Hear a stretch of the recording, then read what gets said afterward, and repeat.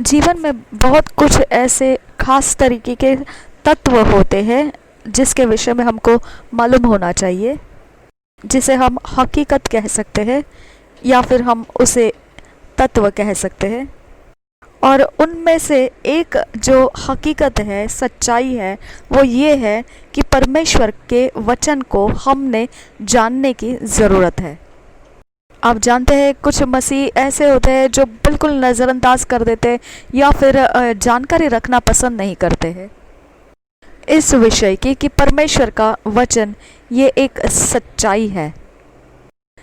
अब जब आपने नया जन्म पाया है तो आपका हर एक दिन मायने रखता है और वह निर्भर रहता है परमेश्वर के वचन के ऊपर, सच्चाई के ऊपर, सत्य के ऊपर। जब आप नया जन्म पाते हैं तो आत्मा से आप जन्माए गए होते हैं और वही आप असलियत हो, वही आप असलियत में आप अपने रूप में असलियत हो, आपकी उपस्थिति है वो।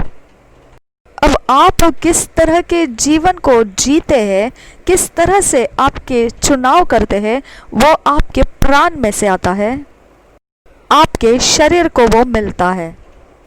आप इस बात को जानते हैं कि आप आत्मा हो और आपके पास प्राण है और आपका आत्मा, आप जो हो वो शरीर में रहता है।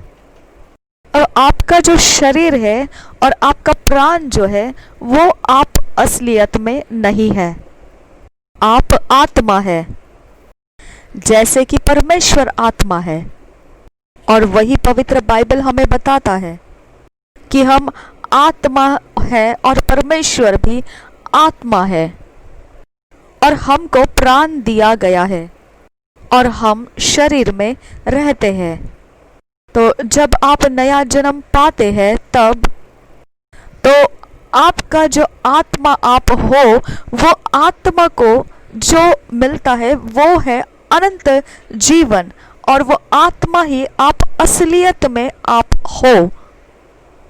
वही आत्मा जो आप आत्मा हो उसी को नया जन्म मिलता है और बाद में आप मन के नया करने में लग जाते हैं और वो मन आपका प्राण में होता है। आपका मन ज़रूरत है, बहुत ज़्यादा मायने रखता है। इसका कारण क्या है? वो फैसलों को बनाता है, वो जानकारियों को देता रहता है। हमारे प्राण के अंदर इच्छा है, हमारे प्राण के अंदर भावनाएं हैं और ये सब कुछ जो हमको दिखते हैं वो शरीर के द्वारा दिखते हैं, वो प्रकट होते हैं शरीर में से। तो आप इसे समझना है। इसकी वजह से आप ऐसा नहीं बोल सकते कि जो मुझे पसंद आए वही मैं करूंगा। नहीं, आप ऐसा नहीं कर सकते हैं। अगर आपके आत्मा में परमेश्वर का आत्मा निवास करने आ गया है तो आप मनुष्य आत्मा है जो नया जन्म पा चुका और फिर उसी मनुष्य आत्मा को अनंत काल का जीवन आ गया है। और फिर आप अपने मन का नया करना शुरू करते हैं जो आपके प्राण में है। मन जो आपके लिए फैसले करता है, आपको जानकारियां देता है और वही बात जो इच्छा और भावना आपके प्राण में है वो आपके शरीर में से प्रकट होते हैं। इसके लिए आप जो मन चाहे वैसा नहीं कर सकते हैं। अब सब कुछ आपके ऊपर निर्भर रहता है। जब आपके आत्मा के अंदर सच्चाई जो परमेश्वर का वचन है वो आ गया है तो, और उस सच्चाई को जो परमेश्वर का वचन है अगर आपके मन में उसके ऊपर आपने ध्यान किया, मनन किया तो वो एक प्रकार का अंजाम लेकर आएगा आपके प्राण के अंदर। वो अंजाम को उत्पन्न करेगा। वो प्राण जो आपके शरीर को नियंत्रित करता है सारे कामों में। इसलिए जब आत्मा में आपने अगर परमेश्वर का वचन ग्रहण नहीं किया है तो परमेश्वर के वचन अगर आत्मा में आपने ग्रहण नहीं किया तो चाहे आप नया जीवन पाए हुए अनंत काल का जीवन पाए हुए इंसान क्यों ना हो, फिर भी आपका मन नया नहीं बना सकेंगे आप। और वही फिर प्राण जो है उसके पास नया बनाया हुआ मन नहीं है, तो इसके कारण वो प्राण जो शरीर को नियंत्रित करता है, वो सब कुछ वो पुराने तरह से ही अपने जो चाल चलन थे वही के द्वारा वो शरीर में से प्रकट होता रहेगा। और आप ऐसा जीवन फिर जी रहे होते हैं जो जीवन मसीही जीवन नहीं रहता है। तो जो दर्जा होता है आपके मसीही जीवन जीने का, जो रोजमर्रा जिंदगी है, वो निर्भर करती है बहुत ज्यादा जो आपके ऊपर आप अपने ही हाथों के द्वारा सृष्टि किए गए हुए ऐसे हो। यही है वो कहने के लिए कि आज जो आप हो वो आपने खुद आपकी सृष्टि अपने ही हाथों से की है। आप जो हम आपको देखते हैं वही आप। क्या आप अभी भी वही आप समझ में आ रहे हैं? ये हकीकत है, असलियत है और ये सच्चाई है। ये केवल बोलने की बातें नहीं है, ये सच्चाई है। असलियत, सच्चाई, सत्यता परमेश्वर के जो मन में है। ध्यान दीजिए मैं क्या कह रहा हूँ, ये सत्य और असलियत के मैं बोल रहा हूँ। और ये जो सच्चाई है, ये जो सत्यता है, ये परमेश्वर के मन में पहले से मौजूद है। और जो भी चाहिए वो न्याय वो परमेश्वर के जो मन में मौजूद है वो वहाँ मौजूद है आपके अंदर। वो सब कुछ आपके अंदर मौजूद है। यह सब जो सच्चाई है वो सब कुछ मौजूद है और वो परमेश्वर के मन में पहले से मौजूद है। अगर वो केवल जो फर्क होता है यहाँ पर है, क्या वो सच्चाई जो परमेश्वर के जो मन में है वो सच्चाई अगर आपके द्वारा प्रकट होती है या नहीं, आपके जीवन में से प्रकट होती है या नहीं, बस इतना ही फर्क है। तो यही बात रह जाती है कि क्या वो आपके व्यक्तिगत जीवन में प्रदर्शित होती है या नहीं, बस इतना ही जो फर्क रहता है, बस इतना ही फर्क है। आप कुछ भी कैसे क्या प्रदर्शित कर सकते हो, प्रकट कर सकते हो, जब वो है ही नहीं, तो कैसे क्या आप किसी कोई भी बात को प्रकट कर पाएंगे? जब आपके पास कुछ है आत्मा के अंदर, तो आपने जो प्रकट करना है, प्रदर्शित करना है, वो कैसे आएगा? जब आप उसको बोलते हैं, जब आप उसके विषय में चर्चा करते हैं, जब आप उसके विषय में उस बातचीत में आप घुल मिल जाते हैं, तो वो आता कहाँ से है? वो आपके आत्मा में भरा हुआ है, उसमें से वो आता है आपके बातचीत में, चर्चाओं में। अब वो किस तरह से चर्चाएं की जाती है, वो कैसी बातचीत करनी आपको समझनी है। तो पहला जो है वो यह कि हम नए जाति है, नए जाति। अब ये नए जाति का मतलब क्या बनता है? तो ये एक नया प्रकार है मनुष्य का, मनुष्य जाति का एक नया प्रकार परमेश्वर की ओर से पृथ्वी के ऊपर लाया गया है। नया प्रकार का मनुष्य जाति। अब ये है असलियत। यहाँ पर मैं 7 ऐसे असलियतों के बारे में बताने जा रहा हूँ और इसमें से ये पहली असलियत है। और ये असलियत है कि हम नए जाति है, हम नए जाति है। हम वो मनुष्य सृष्टि है जो पृथ्वी पर पहले मौजूद नहीं थी और परमेश्वर ने आत्मा के द्वारा नए तरीके से उसे पृथ्वी पर लाया है। हम वो नए सृष्टि है और इस बात को हमने पवित्र बाइबल में से समझा है। एक नया जाति, एक नया मानव जाति में एक नया मानव जाति परमेश्वर ने लाया, जो पहले से इस पृथ्वी पर रह रही मानव जाति, उनमें और हम में फर्क है और यह सच्चाई है। हम नए तरीके वाले बनाए गए हुए नए मानव जाति है। अब अगर कोई इस बात को ऐसे समझेगा कि ये तो केवल बाइबल की बात है, बस वो बाइबल के ही है और हमारे उसके जो असलियत के साथ जो ज़िंदगी रोज़मर्रा चलती है उसके साथ इसे कोई लेना देना नहीं है, तो वो बिल्कुल गलत है। और वो गलत इसीलिए है क्योंकि वो ऐसे बोलने वाले जानते नहीं है इस विषय में। ये सब हकीकत है, सच्चाई है, सत्य है। ये देखिए, जब यीशु मसीह पृथ्वी पर आया तो वो राज्य का जीवन पृथ्वी पर जिया और उसने लोगों को भी यही सिखाया जो परमेश्वर के राज्य की बातें हैं और यही सिखाया कि परमेश्वर का राज्य का काम कैसा होता है। उसने उनको बताया किस तरह से सच्चाई रखता है राज्य परमेश्वर का।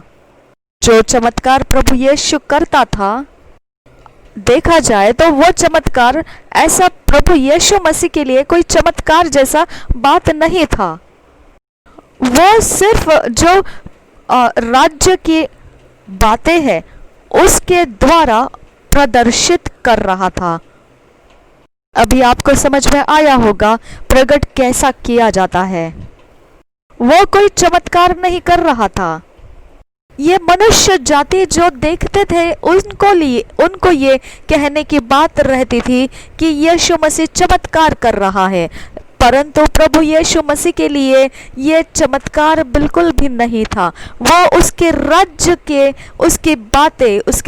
की बातें वो जी रहा था और प्रकट कर रहा था और प्रदर्शित कर रहा था अपने द्वारा। ये चमत्कार कहने के लिए मनुष्य जाति को इसीलिए मजबूर हो गए वो बोलने के लिए, क्योंकि उनके लिए ये अद्भुत था। उनके जो क्षेत्र है जिंदगी को समझने का, उसके अंदर ये बिल्कुल भी एक अचंभित करने वाला अनजान सा कुछ व्यवहार हो रहा था। उनके जो ज्ञान इंद्रिय है, इसके लिए वो बिल्कुल बेहद नया सा अनुभव रह रहा था।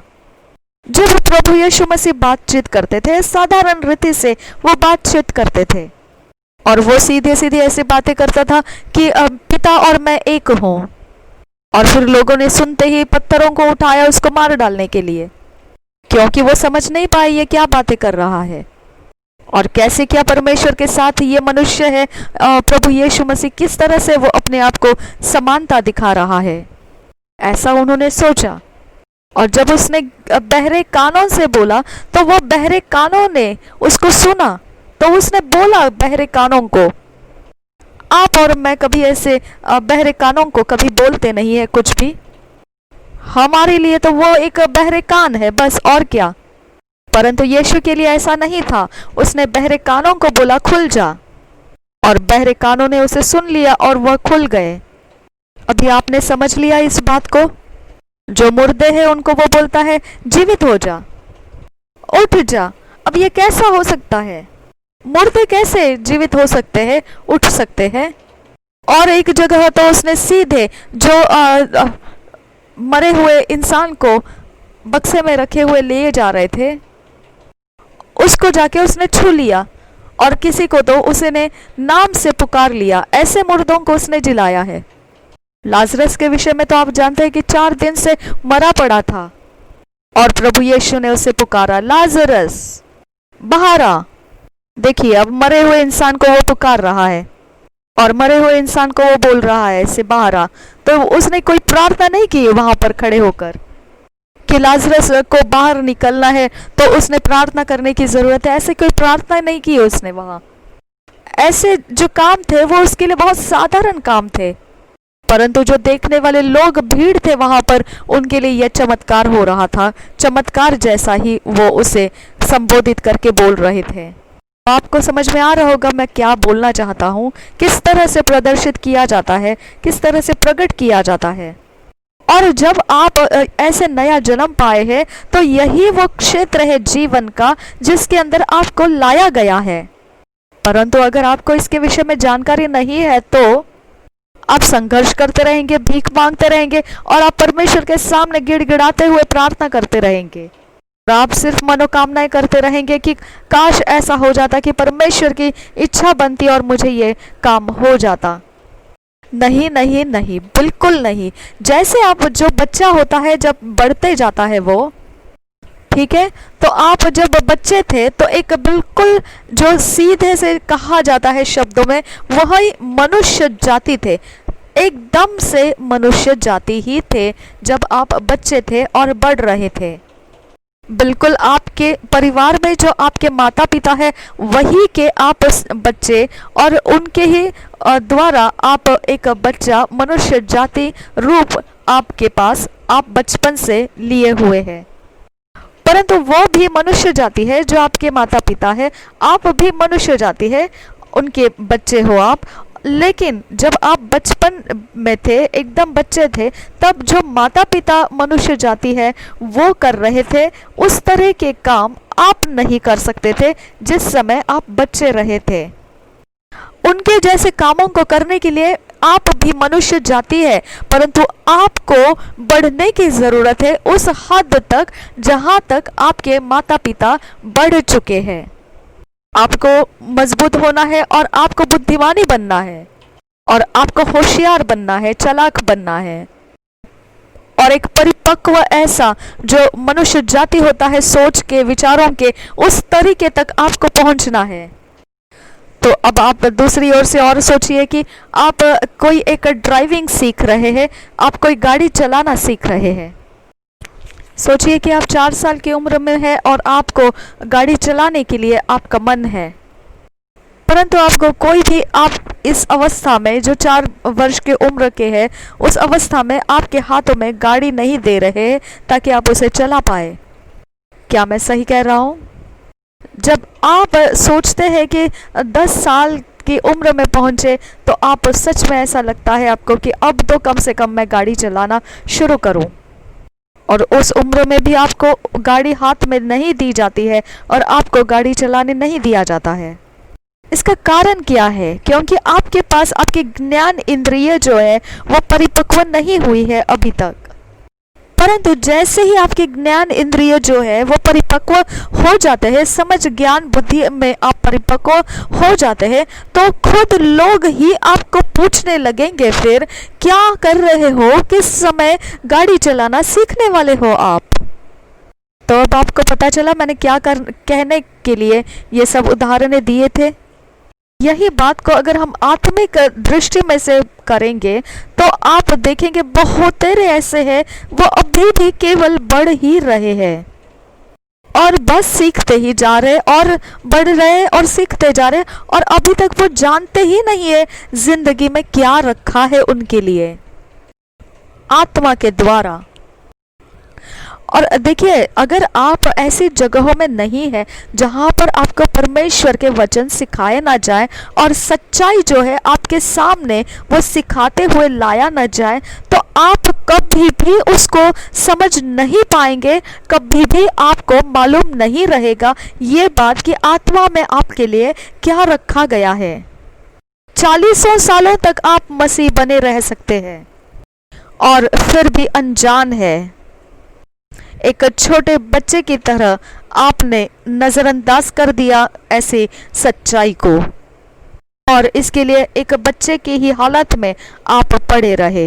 तो आपको यहाँ समझ में आना है कि ये क्या अवस्था है। तो प्रभु यीशु मसीह जब इस पृथ्वी पर आया, उसने राज्य के जीवन को जिया, वो राज्य के काम करता था और उसने लोगों को राज्य बताया, कैसा राज्य होता है। और जो चमत्कार होते थे वो लोगों के लिए चमत्कार था, उसके लिए नहीं, उसके लिए वो राज्य का जीवन था, वो राज्य जी रहा था उसके अंदर से। जब यीशु बोलता था, साधारण रीति से बोलता था वो।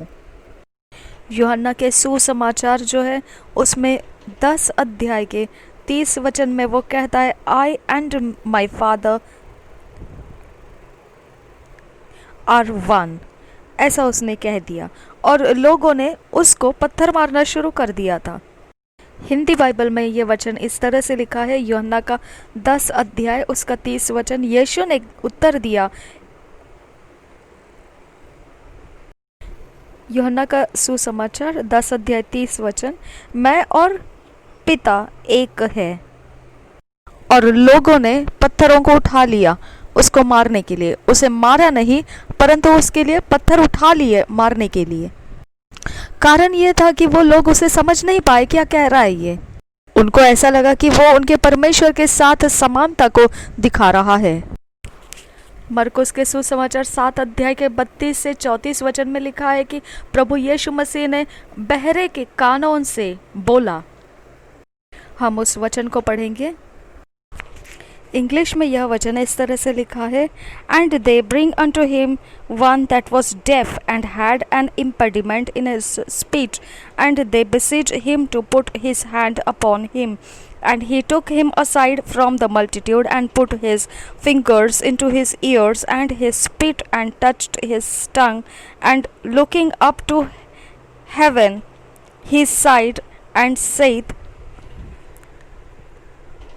unto him, Ephphatha, that is, be opened.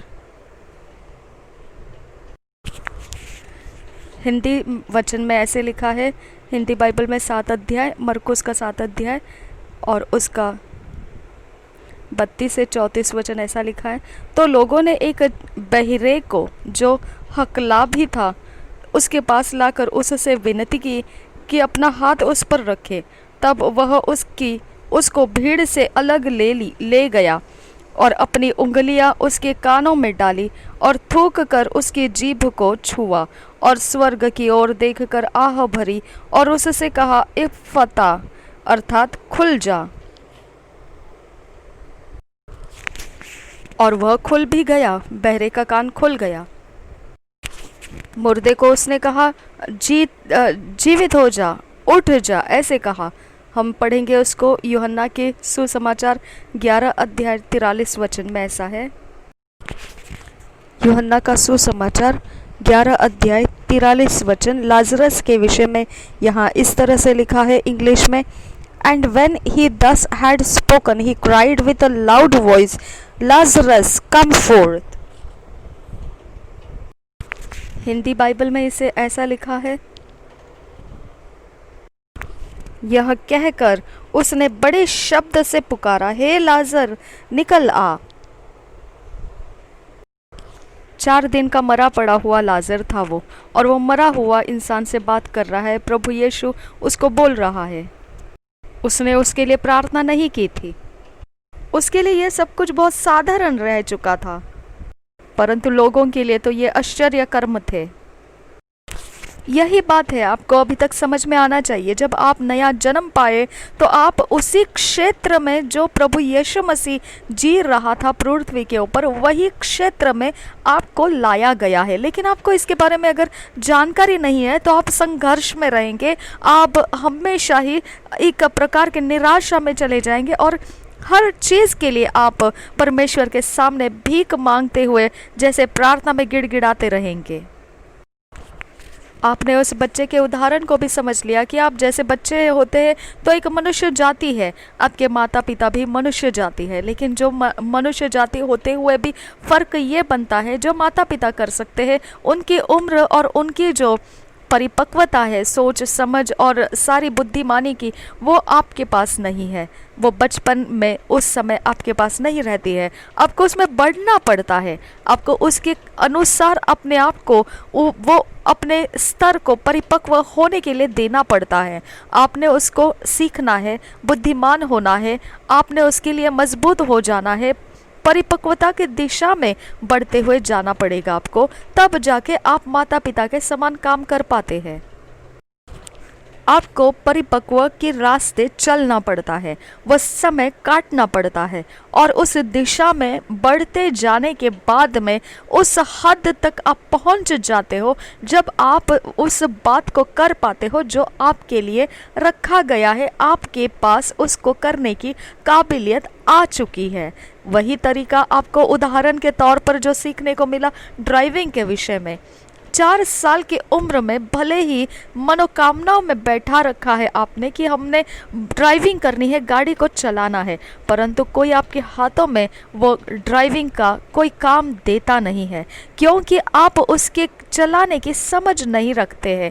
आपके पास उसके लिए जो ज्ञान इंद्रिय चाहिए वो अभी तक मौजूद नहीं है, और यही कारण से आपको 10 साल की उम्र में भी चाहे जो भी हो आप गाड़ी चलाने की मनोकामना रखी है, फिर भी आपको नहीं दिया जाता है। आपको और परिपक्व होने तक इंतज़ार लगाया जाता है। लेकिन जैसे परिपक्व हो जाते हैं आप, उम्र बढ़ जाती है, आप बुद्धिमानी हो जाते हैं, आपके ज्ञान इंद्रिय समझने लगती है गाड़ी के चलाने की अवस्था को, और फिर आपको लोग खुद होके आकर पूछने लगते हैं, आप मजबूत बन गए हैं, सब कुछ ठीक ठाक है, फिर गाड़ी क्यों नहीं सीख लेते हैं अभी? फिर कब सीखने वाले हो? अब आप गाड़ी कब सीखने वाले हो? ऐसे पूछने लगते हैं। अभी आपको बहुत अच्छे से समझ में आ चुका होगा कहाँ पर आपकी समस्या है। आत्मिक जो जीवन होता है, बहुत तेरे ऐसे हैं जो अभी तक केवल आत्मा में बच्चे हैं और बस बढ़ ही रहे हैं, सीख रहे हैं, जान रहे हैं, बढ़ रहे हैं, लेकिन परिपक्वता की हद को पकड़ नहीं रहे हैं, और बस वो सीखते रहते हैं और बढ़ने की कोशिशों में रहते हैं, परंतु इतना जानते भी नहीं है अभी तक कि उनके लिए आत्मा में क्या रखा है, जीवन क्या है आत्मा के अंदर। और इसके लिए वो बच्चे हैं। अब बच्चे के असमानता में जब आप बढ़ते जा रहे होते हैं, तो उस बच्चे के समानता के उम्र में आपको नहीं मालूम है ये आत्मा क्या है, आत्मा के जीवन में क्या है, आत्मा में क्या होता है, कुछ भी जानकारी नहीं रहती है। परंतु बढ़ना है आपको, सीखना है आपको, और परिपक्वता को धारण करना है आपको।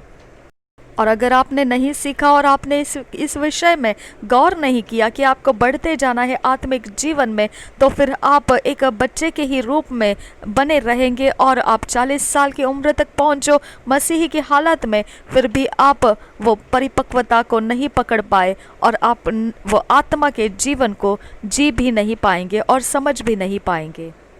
कारण क्या है? कारण केवल इतना ही है, आपने सीखने से नज़रअंदाज कर दिया। आत्मिक जो उन्नति होती है उसमें आपने नज़रअंदाज कर दिया, उसको आपने कमज़ोर और कमकुवत मानकर उसकी तरफ ध्यान नहीं दिया। दूसरे कुरिन्थियों की पत्री उसका 5 अध्याय 17 वचन में जाएंगे हम।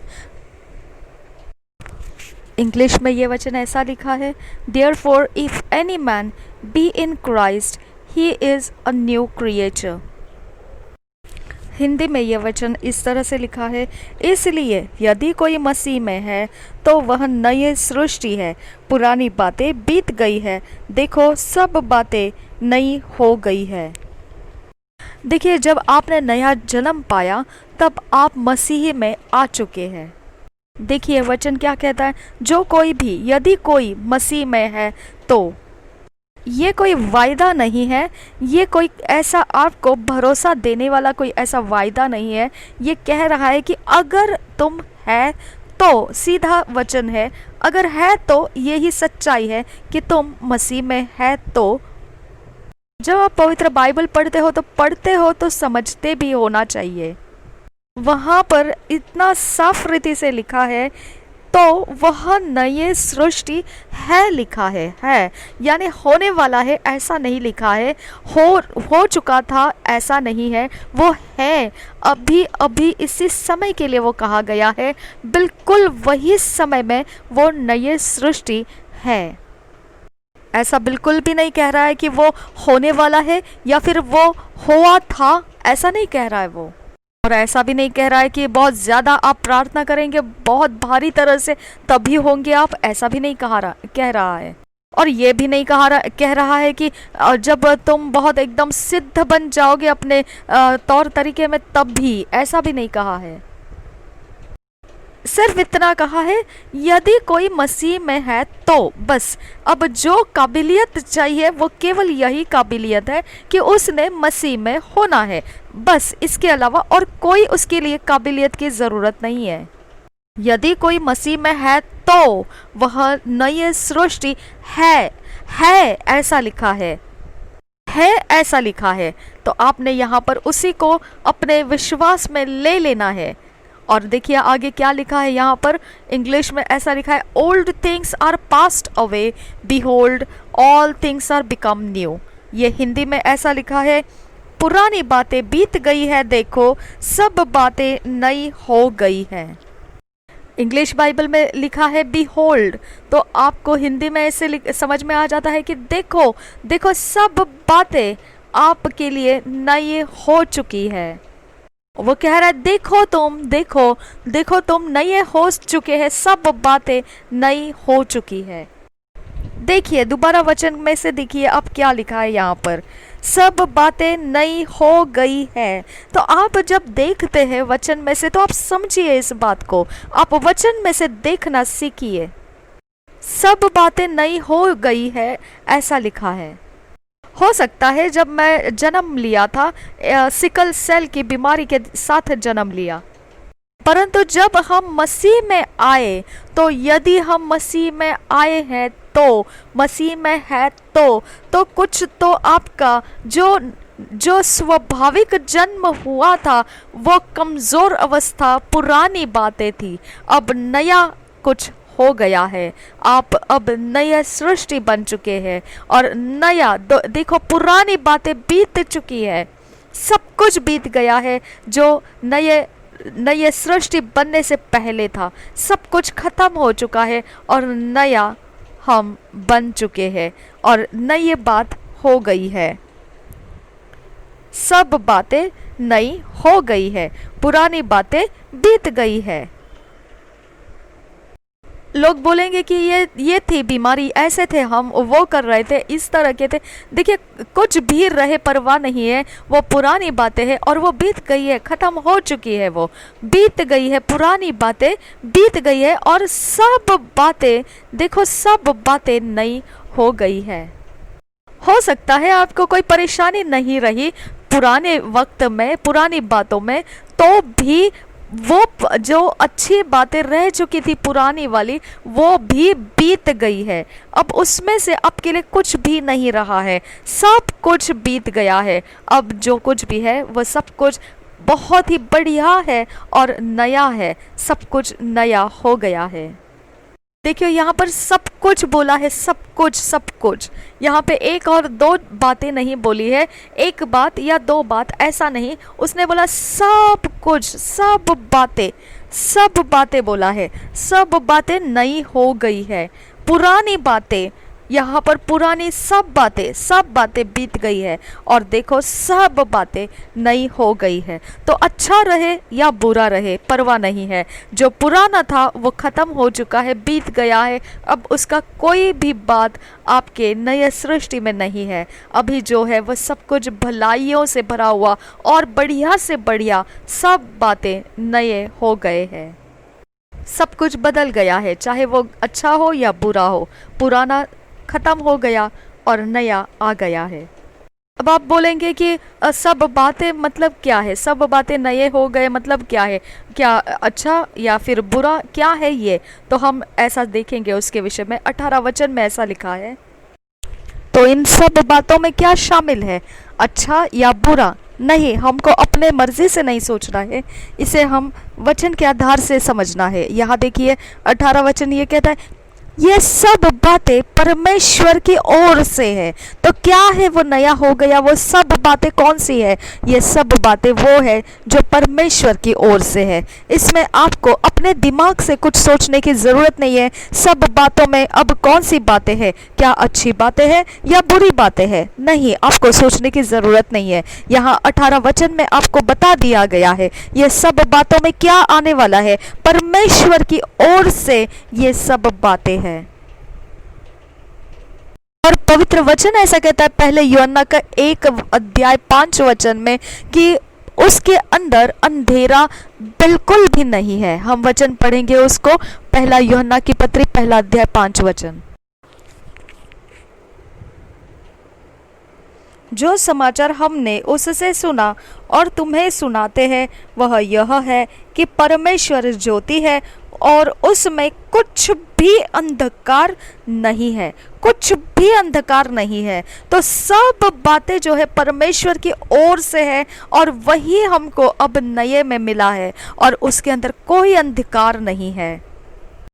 रोमियो की पत्री 34 अध्याय 8 वचन में ऐसा लिखा है कि परमेश्वर भला है। हम पढ़ेंगे रोमियो की पत्री नहीं, भजन संहिता के 34 अध्याय के 8 वचन में लिखा है, हम पढ़ेंगे उसे। ये वचन इस तरह से लिखा है, परख कर देखो कि यहोवा कैसा भला है, क्या ही धन्य है वह पुरुष जो उसकी शरण लेता है। कुछ भी ऐसा खराब बात परमेश्वर से नहीं है, क्योंकि उसमें सब कुछ जो है वो बहुत ही भला है। यहूदा की पत्री पहले अध्याय के 18 वचन में जाएंगे, जो हम बात कर रहे हैं अभी। पहला सच्चाई जो हम नए जाति हुए हैं। याकूब की पत्री पहला अध्याय 18 वचन ऐसा कहता है कि उसने अपनी ही इच्छा से हमें सत्य के वचन के द्वारा उत्पन्न किया, ताकि हम उसकी सृष्टि की हुई वस्तुओं में से एक प्रकार के प्रथम फल हो। आपको ध्यान देना है, यहाँ पर नए जाति जो हम हैं वो परमेश्वर ने अपनी इच्छा से ये उत्पन्न किया हुआ है। इंग्लिश में इसे ऐसा लिखा है, of his own will begat he us with the word of truth. तो हम ये जो नई जाति बनी है ये कैसे बनी है, यहाँ पर वचन बताता है। 18 वचन बता रहा है हमें सत्य के वचन के द्वारा उत्पन्न किया। तो हमने नई जाति कैसे प्राप्त हुए? हम उस तरह से बनाए गए जो परमेश्वर का वचन बनाता है। हमें परमेश्वर के वचन ने बनाया है। जब आप परमेश्वर के वचन को सुनते हो और ग्रहण करते हो, अनंत काल का जीवन आप में प्रवेश करता है। हालेलुया। देखिए आगे इंग्लिश में इसे ऐसा लिखा है, of his will begat he us with the word of truth, that we should be a kind of first fruits of his creatures. Of his own will begat he us with the word of truth, that we should be a kind of first fruits of his creatures. Hindi में इसे ऐसा लिखा है, उसने अपनी ही इच्छा से हमें सत्य के वचन के द्वारा उत्पन्न किया, ताकि हम उसकी सृष्टि की हुई वस्तुओं में से एक प्रकार के प्रथम फल हो। देखो, उसकी सृष्टि की हुई वस्तुओं में हमें गिनती किया है। हम उसकी सृष्टि की हुई वस्तुओं में से एक प्रकार के प्रथम फल है हम। दूसरी बात जो है, हमारे पास अनंत काल का जीवन है। हम में अनंत जीवन है। ये दूसरी सच्चाई है, हम में अनंत जीवन है।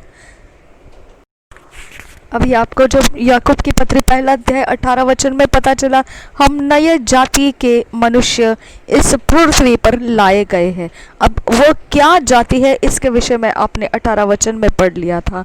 और परमेश्वर के वचन के द्वारा उत्पन्न की हुई हम जाति है और हमारा एक विशेष मकसद है। परमेश्वर ने हमें क्यों इस तरह का जाति उत्पन्न किया? क्योंकि वो चाहता है कि हम हर उसकी सृष्टि की हुई वस्तुओं में से एक प्रकार के प्रथम फल हो। एक प्रकार के ये एक प्रकार जो है ये हम है, ये हम नए जाति है। हम नए जाति को उसने प्रकार में गिनती किया है। तो हमको उसने प्रथम फल होने के लिए इस सृष्टि को, इस जाति को, हम जो जाति है अभी मनुष्य की, जो नया सृष्टि, नया जन्म पाई हुई जाति जो है, वो इसीलिए हम नए जाति में जन्म हुए, क्योंकि परमेश्वर हमें प्रथम फल होने के लिए उत्पन्न किया है। और कैसे उत्पन्न हुए ये नया जाति, जो नया मनुष्य, नया जन्म जो हमने पाया, कैसे उसने वो दिया हमको? सत्य के वचन के द्वारा, ये परमेश्वर के वचन के द्वारा। और परमेश्वर खुद अपनी इच्छा से उसको नया जन्म हमें दिया है। हमको वचन से उसने जन्माया है। तो हम अब एक प्रकार के जन्मे हुए मनुष्य जाति है और उसका मकसद परमेश्वर की ओर से आया है और उसको जन्माना परमेश्वर के वचन के द्वारा हुआ है और हमारे लिए वो मकसद है कि हम प्रथम फल हो। ये परमेश्वर की इच्छा है हमारे लिए। तो अब इतना सब कुछ आपको जाति के विषय में, हम नए जाति कैसे है मालूम पड़ गया। तो अब दूसरा विषय भी जान लीजिए, हम में अनंत काल का जीवन है। आपको बहुत ज़रूरी है ये सब कुछ जानना। ये जानना ज़रूरी है कि हम में अनंत जीवन है। अब आपने कभी सुना है लोग ऐसे कहते हैं कि हम सब मनुष्य लोग हैं, मनुष्य जाति है हम, और हम ऐसे सीखते हैं।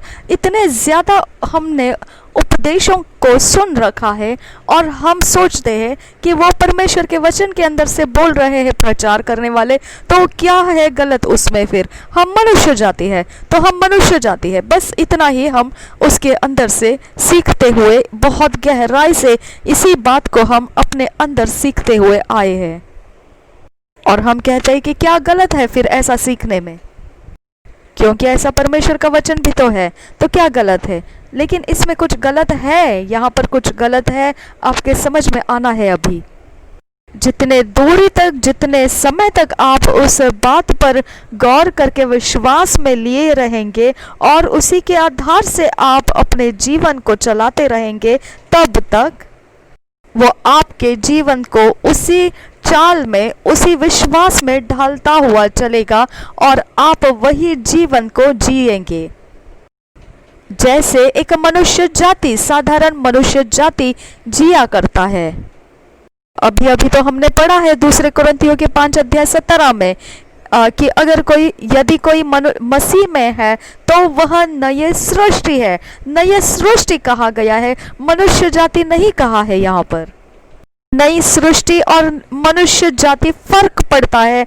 आप मनुष्य जाति के ही बारे में गौर करके रखेंगे, आप मनुष्य जाति के ही चाल चलन और तौर तरीकों में अपने जीवन को पाएंगे। इसके लिए जैसा आपका विश्वास होगा वही जीवन आपका बनता जाता है। यही कारण है कि आपने ऐसे प्रचार गलत है और ये प्रचार आपने नहीं सुनना है जो मनुष्य जाति कहता है आपको। आप मनुष्य जाति नहीं है, ये वचन के आधार से साबित हो चुका है। दूसरे कुरिन्थी के 5 अध्याय 17 में ये लिख चुका है, आप मनुष्य जाति नहीं, आप नई सृष्टि है। यदि कोई मसीह में है तो वो नई सृष्टि हो गया है। देखिए, मनुष्य जाति में अलग अलग प्रकार हो चुके हैं। अभी वही मनुष्य नहीं रहा अब हम जो मनुष्य जाति रहा करती है पृथ्वी के ऊपर, बिल्कुल नहीं। जो मनुष्य जाति पृथ्वी पर आप देखते हैं, इनकी जो मूल है, जो शुरुआत है, वो आदम से हुई है। अब हम उस आदम के शुरुआत के मनुष्य जाति में गिनती नहीं किए जा सकते हैं। अब हम उस आदम से नहीं आते हैं जो बगीचे में रहा करता था, उसके द्वारा अब हमारा मनुष्य जाति का हमारा जीवन नहीं है। हम जो आए हैं वो दूसरे और आखिरी आदम से आए हैं, जो पवित्र बाइबल बताता है उसके विषय में पहले कुरिन्थियों के 15 अध्याय 47 वचन में हम पढ़ेंगे उसे। 47 वचन यहाँ पर ऐसा लिखा हुआ है, प्रथम मनुष्य धरती से अर्थात मिट्टी का था, दूसरा मनुष्य स्वर्गीय है। और वह दूसरा मनुष्य कौन है? प्रभु यीशु मसीह है। देखिए, ये हकीकत है, ये सच्चाई है, ये सत्य है। अब जब तक एक इंसान मसीही होने के बावजूद अगर ऐसे सच्चाई को वो नज़रअंदाज करता है और इस सच्चाई के आधार को लेकर अपने जीवन को बनाते हुए जीता नहीं है, तो वो बिल्कुल भी मसीही जीवन का इंसान नहीं रहता है। फिर वो एक मसीही धर्म का जीवन जी रहा होता है और उसे कहा जाता है मसीही धर्म। और मसीह जो है वो धर्म नहीं है, असलियत तो यही है। और जो नज़रअंदाज करते हैं सच्चाई के आधार से अपने आप को जीवन जिलाने का, वो नज़रअंदाज कर देते हैं, ध्यान नहीं देते हैं और वो मसीह के धर्म ये नाम के नीचे मसीह धर्म के आधार को लेते हुए वह धर्म को जी रहे होते हैं और वो मसीही नहीं होता है। फिर कलीसिया में जाना, प्रार्थनाओं को करना, पवित्र बाइबल को पढ़ना, भले कामों को करना, अच्छी बातें करना, यही सब कुछ जो बाहरी रूप से दिखाई देता है मसीह के धर्म का, ऐसा कुछ तो, परंतु अंदर से जो अंदरूनी मनुष्य का जीवन है वह तो मसीहत के जीवन की जिंदगी जीना चाहिए, वो तो नहीं जी रहा होता है। इसका कारण क्या है कि वह उस उजियाले में नहीं चल रहा है जो सच्चाई उसका उजियाला होना चाहिए। जब आप नया जन्म पाते हैं तो आपने उजियाले को सीखना है और उस उजियाले में ही अपने रास्ते चलना है, और वो उजियाला सच्चाई है, वो पवित्र वचन सच्चाई है जो आपके विषय में बताता है। और आप फिर कभी नहीं कह पाएंगे कि मैं मनुष्य जाति हूँ, और मैं तो अपने आप को कभी नहीं कहता हूँ मैं मनुष्य जाति हूँ। आपको कभी ये सुनते हुए नहीं मिलेगा कि मैं कह रहा हूँ कि मैं मनुष्य जाति हूँ, बिल्कुल नहीं। बहुत दिन, बहुत साल बीत चुके हैं जहां मैंने इस बात को कहना छोड़ भी दिया है। इसका कारण यह है कि जब मैंने वचन को पढ़ना शुरू किया तो मैंने उसके अंदर के कुछ भेद को समझा, कुछ अलग था, वो मेरे बारे में बता रहा है और उसे मैंने सीख लिया। यीशु मसीह भी ऐसा कुछ भी बोल नहीं रहा था। तो आप अभी समझ रहे होंगे जो सिखा रहा हूं मैं। तो अब दूसरा जो सच्चाई है वो ये है कि हम में अनंत जीवन है। हम में है, हम में, बाहर कहीं और नहीं, किसी चीज में नहीं, किसी जगह में नहीं, किसी वस्तु में नहीं, हमारे अंदर, हम में है अनंत काल का जीवन। तो आपको यहाँ मिल चुका है, मुझको मिल चुका है, मुझ में है और मुझ में है इटर्नल लाइफ, जो अनंत काल का जीवन मुझ में है। और पहला यूहन्ना का 5 अध्याय का 11 वचन से हम पढ़ेंगे। इसे पढ़ते हुए आपको पसंद आएगा, आप पढ़िए। ये वचन ऐसा कहता है, और वह गवाही यह है कि परमेश्वर ने हमें अनंत जीवन दिया है और यह जीवन उसके पुत्र में है। ये वचन ऐसा कह रहा है इंग्लिश में, and this is the record that God hath given to us eternal life and this life is in his son. तो यहाँ पर गवाही ऐसा बोला है, यह गवाही ऐसा लिखा है, यह गवाही यह है, गवाही है वो कह रहा है। तो ये गवाही देने वाला है, कोई तो गवाही दे रहा है। इस तरह की गवाही हो चुकी है और वो हम है। और वो कह रहा है इस वचन के अंदर, वह गवाही यह है कि परमेश्वर ने हमें अनंत जीवन दिया है और वह उसके पुत्र में है। परमेश्वर ने ये कर दिया है। ये ऐसी बात नहीं है कि हम स्वर्ग में पहुंचने के बाद मिलने वाला अनंत जीवन है, ऐसा नहीं। ये दे दिया गया है, ये बात हो चुकी है और ये परमेश्वर ने खुद दिया है। अपने तरफ से उसने अनंत काल का जीवन दे दिया है। और अगर आपको जानना है इसके विषय में विशेष करके, तो यहाँ पर लिखा गया है, वह गवाही यह है, मतलब यह गवाही है, यह गवाही है। ये एक सिद्ध की गई बात है, ये सिद्ध की गई बात है कि अनंत जीवन परमेश्वर ने हमको दे दिया है। और वह गवाही यह है कि परमेश्वर ने हमें अनंत जीवन दिया है और वह जीवन उसके पुत्र में है। ये पुत्र प्रभु यीशु मसीह, इसके विषय में लिखा है। परमेश्वर ने हमें अनंत जीवन दे दिया है और वह अनंत जीवन जो है वह प्रभु यीशु मसीह में है, जो परमेश्वर का पुत्र है। परमेश्वर के पुत्र में वो अनंत जीवन है।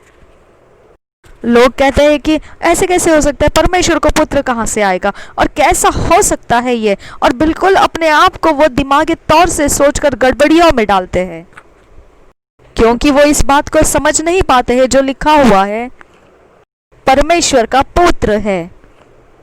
वो जानते नहीं इसका अर्थ क्या है कि परमेश्वर का पुत्र।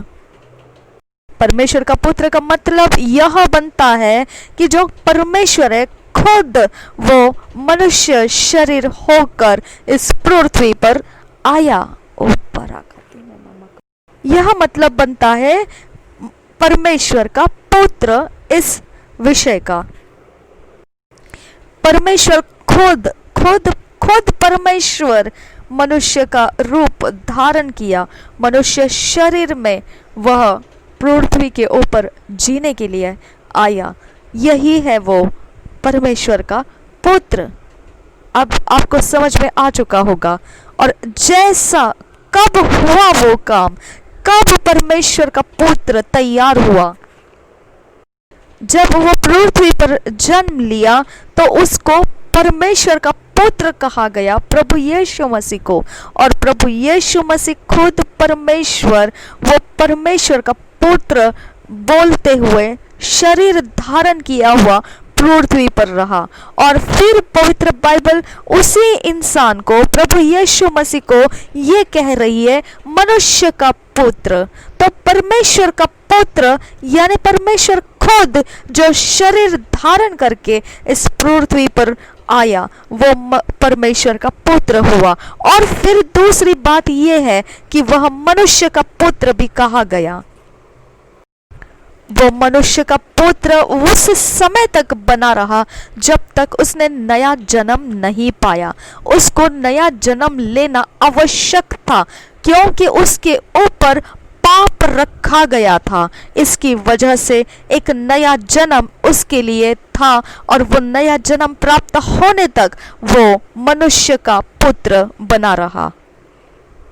और जैसे ही मुर्दों में से वो जिलाया गया, वही समय परमेश्वर ने कहा कि ये अब मेरा पुत्र, ये मेरा पुत्र है।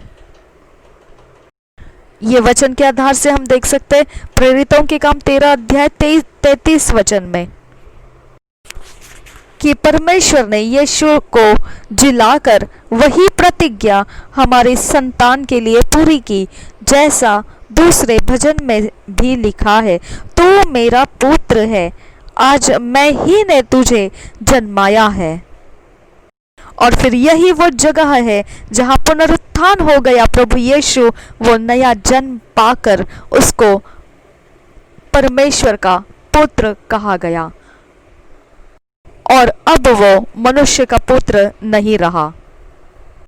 परमेश्वर का पुत्र मतलब मनुष्य शरीर धारण किया हुआ परमेश्वर खुद। ये समझ नहीं पाते हैं वो लोग जो इस बात को मानते नहीं है कि कैसे परमेश्वर को कोई पुत्र हो सकता है। ऐसी चर्चाओं में फंसे रहते हैं वो, तो वो गड़बड़ी हो जाते हैं और वो बोलते हैं कि क्या आप प्रभु यीशु के विषय कह रहे हैं? तो हम लोग कहते हैं हाँ, प्रभु यीशु मसीह को ही हम परमेश्वर का पुत्र कह रहे हैं। तो वो एकदम अचंभित होकर सोचने लगते कैसे हो सकता है ये। यूहन्ना का सुसमाचार पहला अध्याय पढ़ेंगे, 9 वचन से पढ़ेंगे। सच्ची ज्योति जो हर एक मनुष्य को प्रकाशित करती है, जगत में आने वाली थी। इंग्लिश में यह वचन ऐसा लिखा है, that was the true light which lighteth every man that cometh into the world. 10 वचन की तरफ जाते हैं, आगे ऐसा लिखा है, वह जगत में था और जगत उसके द्वारा उत्पन्न हुआ और जगत ने उसे नहीं पहचाना। इंग्लिश में इसे ऐसा लिखा है, he was in the world and the world was made by him and the world knew him not। उसके बाद 11 वचन कहता है, वह अपने घर आया और उसके अपनों ने उसे ग्रहण नहीं किया। इंग्लिश में ऐसा लिखा है, he came unto his own and his own received him not। याद कीजिए, यहूदियों ने उसको इनकार कर दिया था। यहूदियों ने प्रभु यीशु मसीह को स्वीकारा नहीं। वो आप याद कीजिए उसे, उन्होंने प्रभु यीशु मसीह को धिक्कारा। और फिर देखिए यहाँ 12 वचन आगे क्या लिखा है, परंतु जितनों ने उसे ग्रहण किया। तो बहुत गौर से इसे सुनिए, परंतु जितनों ने उसे ग्रहण किया। तो कहाँ पर बात अटक गई है? ग्रहण करने में। तो आपको क्या चाहिए? ग्रहण करना चाहिए। ये ग्रहण करने वालों के लिए वचन है। परंतु जितनों ने उसे ग्रहण किया, उसने उन्हें परमेश्वर के संतान होने का अधिकार दिया। तो अब हम कौन है? अब हम परमेश्वर के संतान हैं। किस तरह से संतान है। अब आपको यह प्रश्न का जवाब आपको मिल जाता है ग्रहण करने के द्वारा। कितना सहज है ये जवाब। और फिर भी लोग ये पूछते हैं कैसे क्या परमेश्वर के संतान हो सकते हैं, कैसे प्रभु यीशु मसीह परमेश्वर का पुत्र हो सकता है। तो यहाँ पर रहस्य है इसका। ये रहस्य आपने पढ़ा नहीं और सीखा नहीं, इसकी वजह से आप इसे समझ नहीं पाए। देखिए वचन क्या कहता है, परंतु जितनों ने उसे ग्रहण किया उन्हें परमेश्वर के संतान होने का अधिकार दिया, अर्थात उन्हें जो उसके नाम पर विश्वास रखते हैं। इंग्लिश में ऐसा लिखा है, but as many as received him, to them gave he power to become the sons of God, even to them that believe on his name। तो पावर दिया गया था। इंग्लिश में ऐसा लिखा है, he to them gave he power। तो power, काबिलियत दी जाती है, सामर्थ्य दी जाती है, परमेश्वर के संतान होने की सामर्थ्य आती है। अब यहाँ पर 13 वचन जो है उसके लिए समय निकालना है, क्योंकि काफी कुछ इस वचन के अंदर है। वे न तो लहू से, न शरीर की इच्छा से, न मनुष्य की इच्छा से, परंतु परमेश्वर से उत्पन्न हुए हैं। देखिए इंग्लिश में इसे कैसे लिखा है, which were born not of blood, nor of the will of the flesh, nor of the will of man, but of God। और फिर 14 वचन देखिए क्या लिखा है, वह वचन और वचन देहधारी हुआ और अनुग्रह और सच्चाई से परिपूर्ण होकर हमारे बीच में डेरा किया। इंग्लिश में यह वचन इस तरह से लिखा है, and the word was made flesh and dwelt among us and we beheld his glory. और इसमें आगे लिखा है, the glory as of the only begotten of the father, full of grace and truth. और ये हिंदी में इसके आगे का वचन इस तरह से लिखा है, और हमने उसकी ऐसी महिमा देखी जैसी पिता के इकलौते की महिमा। देखिए यहाँ पर लिखा है परिपूर्णता से, परिपूर्ण अनुग्रह और सच्चाई से परिपूर्ण होकर, ऐसा लिखा है यहाँ पर। और यह जो लिखा है यह प्रभु यीशु के विषय में लिखा है, जो शब्द देहधारी हुआ, वचन देहधारी हुआ। हालांकि जब पवित्र बाइबल बताता है कि सब कुछ जो उत्पन्न हुआ है वो प्रभु यीशु मसीह ही के द्वारा उत्पन्न हुआ है। चलेंगे पहले वचन में इसी अध्याय के। देखिए क्या लिखा है, आदि में वचन था। तो सबसे पहले क्या था, वचन था। और ये जहां पर लिखा है वचन क्या हुआ, देहधारी हुआ। तो पहले क्या था, वचन था। और 14 वचन में क्या लिखा है, वचन देहधारी हुआ। पहले में लिखा है पहले से, आदि से वचन था। और यहाँ पर 14 वचन में लिखा है वही वचन फिर देहधारी हुआ है। ये वचन जो देहधारी हुआ वही के बारे में हमने पढ़ा कि वह हमारे बीच में डेरा किया। ये हमने 14 वचन में पूरा इसके विषय में पढ़ा। और ये कौन सा वचन था जो देहधारी हुआ, वो अब देखते हैं हम। देखिए यहाँ पर लिखा है आदि में वचन था और वचन परमेश्वर के साथ था और वचन परमेश्वर था। इस बात को आप खींच लीजिए अपने अंदर। वचन क्या था, वचन क्या था, वचन परमेश्वर था। वचन क्या था, परमेश्वर था। और 14 वचन के अंदर क्या लिखा है, वही परमेश्वर क्या हो गया, देहधारी हुआ। और क्या है वहां पर शब्द कैसा लिखा है, और वचन देहधारी हुआ।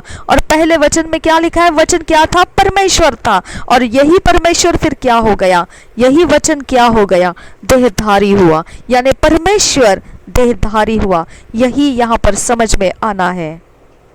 और वही परमेश्वर फिर हमारे बीच में डेरा किया।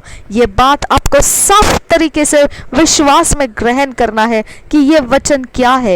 ये पहले अध्याय यूहन्ना के सुसमाचार का पहला वचन बताता है। वचन क्या था, परमेश्वर खुद था। कब से था, आदि से था। और वही वचन परमेश्वर के साथ था और वो वचन परमेश्वर था। यही परमेश्वर देहधारी हुआ 14 वचन बताता है और वो हमारे बीच में डेरा किया। तो जब तक आपको ये पता नहीं चलता है प्रभु यीशु मसीह कौन है, उद्धार आप प्राप्त नहीं कर सकते हैं। जहां तक कि आप प्रभु यीशु मसीह को केवल एक भविष्यद्वक्ता के रूप में जानते हो, वहां तक उद्धार को तो आप प्राप्त कर नहीं सकते हैं। फिर क्योंकि उद्धार भविष्यद्वक्ता कहकर अगर प्रभु यीशु को जानते हुए होता तो आपको वो उद्धार मिलता, लेकिन वो उद्धार वैसा नहीं मिलता है कि आप यीशु मसीह को प्रभु यीशु मसीह को भविष्यद्वक्ता के रूप में जानते हो इसीलिए आपका उद्धार हो, ऐसा नहीं हो सकता है। आपके होश में आपको होना जरूरी है। जहां तक आप प्रभु यीशु मसीह को एक रब्बी होकर ही पहचानते हैं या एक बड़ा ऐसा सिखाने वाला समझते हैं, फिर भी आप अपने होश में नहीं है और आपको होश पे आने का रास्ता नहीं है, आपको फिर उद्धार नहीं है। जब तक कि आप इस बात को, इस भेद को आप निकाल नहीं लेते हैं अपने सोचों में, आप लाते नहीं है कि यीशु मसीह कौन है, तब तक उद्धार आपसे दूर है। वो परमेश्वर का वचन है जिसे देहधारी किया गया, जो हमारे मध्य में रहने के लिए लाया गया, वो हमारे बीच में चला फिरा। पवित्र बाइबल ऐसा बताता है कि उसकी ऐसी महिमा देखी जैसी पिता के इकलौते की महिमा, परिपूर्ण अनुग्रह से और सच्चाई से। हालेलुया। तो अब हम दोबारा उस वचन की तरफ जाएंगे, पहले यूहन्ना के 5 अध्याय 11 वचन में। और वह गवाही यह है कि परमेश्वर ने हमें अनंत जीवन दिया है और यह जीवन उसके पुत्र में है। अभी हम आगे बढ़ेंगे 12 वचन इसके। जिसके पास पुत्र है उसके पास जीवन है, और जिसके पास परमेश्वर का पुत्र नहीं उसके पास जीवन भी नहीं है। आपको यहाँ ध्यान से देखना है क्या लिखा है। जिसके पास पुत्र है, जिसके पास पुत्र है उसके पास जीवन है, और जिसके पास परमेश्वर का पुत्र नहीं है उसके पास जीवन भी नहीं है। तो जीवन अगर चाहिए तो कौन चाहिए आपके लिए? परमेश्वर का पुत्र चाहिए, परमेश्वर नहीं। आपको परमेश्वर का पुत्र समझ में आना जरूरी है। तो आप यहाँ पर क्या देखते हैं कि वो एक बहुत ही साधारण सा जीवन जी रहा होता है, जिसको ग्रीक भाषा में सुके ऐसा कहा जाता है। एक बिल्कुल साधारण सा जो शरीर का जीवन पृथ्वी के लिए बनाया जाता है, वो जीवन वो जी रहा था। एक साधारण जो जीवन रहता है उसको शरीर में लहू के कारण वो शरीर जीवित रहता है। 13 वचन में देखेंगे आगे। 13 वचन ऐसा कहता है, मैंने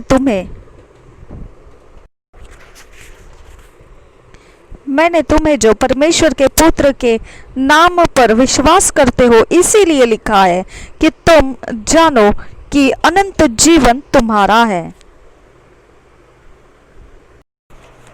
तो जब तक आप यीशु मसीह को सही तरह से समझते नहीं है, जब तक आप जानते नहीं है कि प्रभु यीशु मसीह कौन है, अगर आप सोचते होंगे कि वो भविष्यद्वक्ता है और आप उसे भविष्यद्वक्ता के रूप में विश्वास करके पहचानते हो, तो भी वो भविष्यद्वक्ता आपको जो है उद्धार नहीं दे सकता है। और अगर आप सोचते हैं कि इस तरह से आपको विश्वास करके मिल जाएगा उद्धार, तो आप अपने भावनात्मक रूप में उसको देख रहे हैं, और आप भावनात्मक रूप से ही उसको एक सिखाने वाला ऐसा जानते हैं, और भावनात्मक रूप से देखा जाने से विश्वास के द्वारा वो आपका उद्धारकर्ता नहीं बनता है। आपका भावनात्मक रूप से बाहर आने का फिर कोई रास्ता नहीं बचता है। आपको वही रास्ता जो प्रभु यीशु मसीह कौन है असलियत में, वो समझने और समझकर फिर उद्धार को आपके अंदर आना हो सकता है। नहीं तो भावनात्मक दुनिया के अंदर से आप यीशु मसीह को कैसे जानते हो और किस तरह से पहचानते हो और कैसा विश्वास करते हो, इससे प्रभु यीशु मसीह का उद्धार नहीं आता है आपके जीवन में। तो जिसके पास परमेश्वर का पुत्र नहीं है उसके अंदर फिर जीवन नहीं है। तो फिर वो कौन सा जीवन जी रहा होता है? वो वही जीवन जो ग्रीक में स्यूके ऐसा लिखा गया है, जो स्वाभाविक शारीरिक जीवन होता है, जो लहू के आधार से जीवित रहता है। एक साधारण रीति से जो हम स्वाभाविक रीति से जीवन होता है, वही जीवन वो मांस और लहू में जी रहा होता है।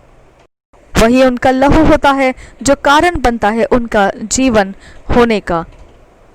और जब हमने इस बात को उठाया है 13 वचन का, इंग्लिश में वो ASV के ट्रांसलेशन में पढ़ना है, और हिंदी में ये ऐसा लिखा है, मैंने तुम्हें जो परमेश्वर के पुत्र के नाम पर विश्वास करते हो इसलिए लिखा है कि तुम जानो कि अनंत जीवन तुम्हारा है।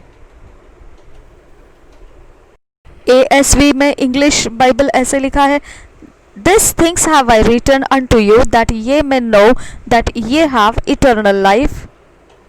देखिए यहाँ पर ऐसा लिखा है कि तुम जानो कि तुम्हारे अंदर अनंत काल का जीवन है।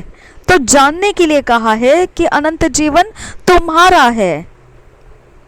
देखिए वो लिख रहा है ऐसा कि इसीलिए लिखा है मैंने कि तुम जानो कि अनंत जीवन तुम्हारा है। तुमने जानना है इस बात को कि अनंत जीवन तुम्हारा है। और यही 7 जो हम सत्य को हम पढ़ते हुए आए, तो पहला जो सत्य था वो जो हमने पढ़ा, नया जाति नई सृष्टि। अब दूसरा जो सत्य था, यही वो सत्य जो दूसरे नंबर पर हमने लिया था, वो यही है कि अनंत जीवन हमारा है, हम में है, हमारा है। अनंत जीवन हमारा है, यही बात इस वचन में भी लिखी है। इसलिए लिखा है कि तुम जानो कि अनंत जीवन तुम्हारा है। तो हमने इसे जानना है और हम यही बात कर रहे हैं। हम जान रहे हैं कौन से सच्चाई को हमने अपने विश्वास में लेकर जीना है।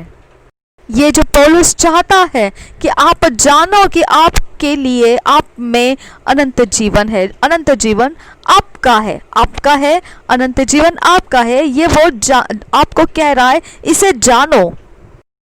देखिए परमेश्वर की भी यही सिद्ध इच्छा है आपके लिए कि आप ये जानो कि अनंत जीवन आपका है, आपका है, तुम्हारा है। ऐसा लिखा है, अनंत जीवन तुम्हारा है। परमेश्वर खुद भी यह चाहता है कि आप अंधेरे में मत रहिए, आप जानिए इस बात को कि अनंत जीवन तुम्हारा है। ये मत सोचिए कि अनंत जीवन स्वर्ग में आने से आपको मिलता है, बिल्कुल नहीं। यहाँ पर ऐसे लिखा है कि मैंने ये इसीलिए लिखा है कि तुम जानो कि अनंत जीवन तुम्हारा है। और यहाँ इसके आगे ऐसे लिखा है, और हमें उसके सामने जो हियाव होता है वह यह है कि यदि हम उसकी इच्छा के अनुसार कुछ मांगते हैं तो वह हमारी सुनता है। 13 वचन में दोबारा देखिए क्या लिखा है, मैंने तुम्हें जो परमेश्वर के पुत्र के नाम पर विश्वास करते हो। तो आपने किसने जानना है, किसने जानना है कि अनंत जीवन हमारा है, किसने जानना है कि अनंत जीवन तुम्हारा है? इसका काबिलियत किसको दिया गया है? जो परमेश्वर के पुत्र के नाम पर विश्वास करता हो। जो परमेश्वर के पुत्र के नाम पर विश्वास करता हो, वो आपके लिए काबिलियत बन जाता है कि अनंत जीवन हमारा है। देखिए यहाँ पर ये 13 वचन में साफ साफ लिखा है, जो परमेश्वर के पुत्र के नाम पर विश्वास करता है। तो आप समझ जाइए, ये काबिलियत जिसके पास है केवल उसी के लिए अनंत जीवन है, नहीं तो और किसी के पास ये अनंत जीवन नहीं है। ये अनंत जीवन और किसी के लिए नहीं है, ये सिर्फ उसी का है जिसने परमेश्वर के पुत्र के नाम पर विश्वास किया है। प्रभु यीशु मसीह जो परमेश्वर का पुत्र है, उसके नाम पर विश्वास किया है, केवल उनका है यह अनंत जीवन, और किसी का नहीं है। वो कहता है कि आपका है वो अनंत जीवन, वो आपका है। अब प्रभु यीशु मसीह इस विषय में क्या कहता है? यूहन्ना का सुसमाचार 5 अध्याय और 24 वचन देखेंगे।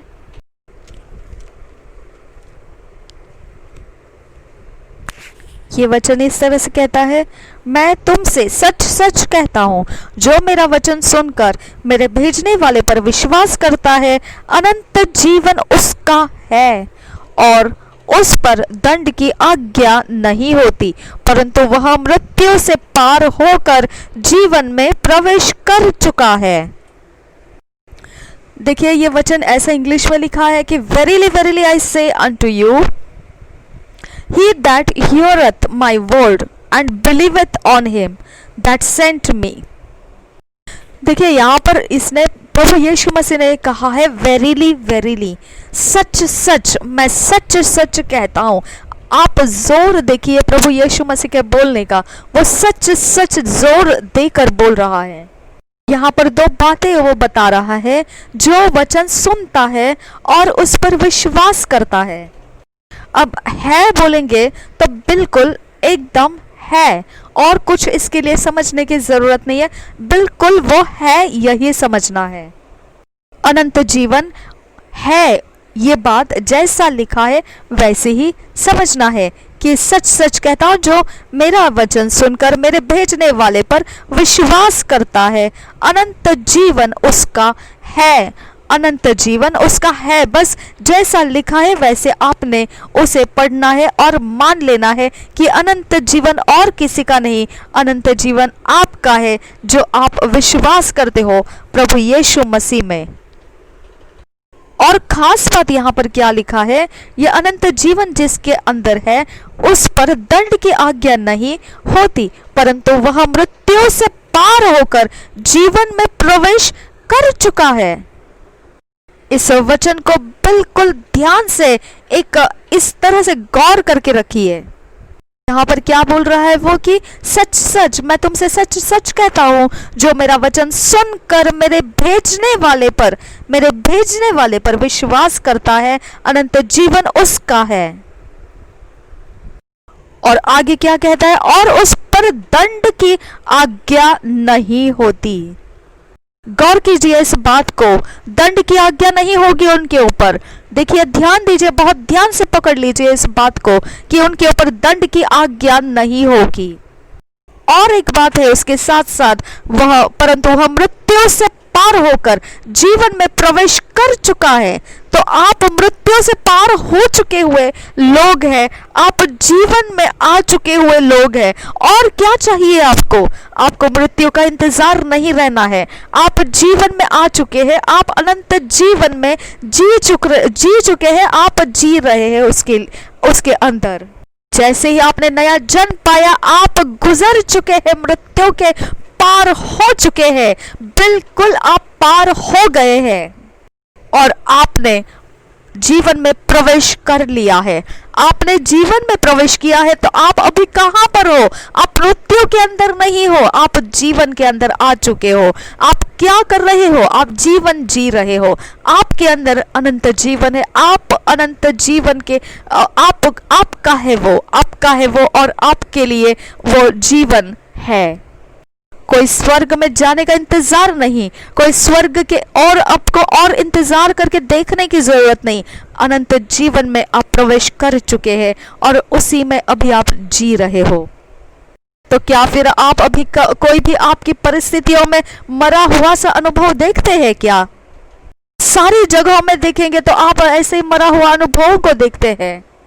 हर एक चीज आपके इर्द गिर्द आप देखेंगे तो सब कुछ मरी हुई सी चीजें हैं, और मरी हुई सी चीज है, ये सब श्राप है, और ये सब कुछ अभी आपके इर्द गिर्द आप देख रहे हैं। सब कुछ के अंदर मृत्यु है, सब कुछ वो अभी तक गुजर नहीं गया है, जीवन में आया नहीं है, सब कुछ वो मृत्यु के नाश के अंदर वो चल रहा है। सब कुछ जो पृथ्वी में भरा पड़ा है वो सब कुछ श्राप के अधीन है और वो सब नाश के अधीन जा रहा है। परंतु जैसे ही नया जन्म आपने ले लिया और आपने क्या कर लिया, फिर आपने मृत्यु के पार हो चुके हैं, आपने जीवन में प्रवेश कर लिया है। तो अगर किसी को जीवन देखना है तो वो आपको देखना है। आप खुद जीवन में प्रवेश किए हुए लोग हैं। इस पृथ्वी के अंदर मृत्यु के साथ नाश किए जाने वालों में से आप अलग कर दिए गए हैं। आप जीवन में प्रवेश कर दिए हुए लोग हैं। अनंत जीवन तुम्हारा है। आप मृत्यु से पार हो चुके हैं और जीवन में प्रवेश कर चुके हैं जो उजियाला है। कोई दोष नहीं आपके ऊपर, कोई दंड की आज्ञा नहीं, बल्कि आप निकल चुके हैं, गुजर चुके हैं उस रास्ते से जो मृत्यु पर थी, वो दंड की आज्ञा। आप उसमें से निकल चुके हैं और आप पार हो चुके हैं और आप जीवन में आ चुके हैं। क्या आप इस तरह से सोचते हैं क्या? तो आप सोचेंगे कि मैंने बीमार अवस्था को क्यों धिक्कारना है, क्योंकि जो पाप है वो मृत्यु की दशा में लेकर जाता है, और ये जो बीमारी है वो पाप का ही कारण है, जो धीरे धीरे आपको मृत्यु की अवस्था में लेकर जाने के लिए आता है।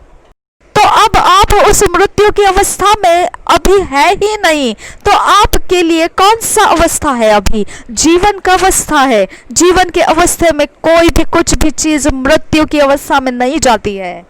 जब आपने नया जन्म पा लिया है तो फिर अगर आपको ये बात मालूम नहीं है तो आप मुश्किल में है। फिर ये बीमारी आपके ऊपर हावी हो जाती है, आपको लगता है कि ये साधारण बात है और आप उसके अधीन हो जाते हैं। इसके बदले में कि क्या बाइबल कहती है आपसे? याकूब की पत्री 4 अध्याय के 7 में लिखा है कि जो शैतान है उसको मुकाबला कीजिए, सामना कीजिए, वो आपके सामने से भाग जाएगा। हम पढ़ेंगे इस वचन को, याकूब की पत्री 4 अध्याय के 7 वचन।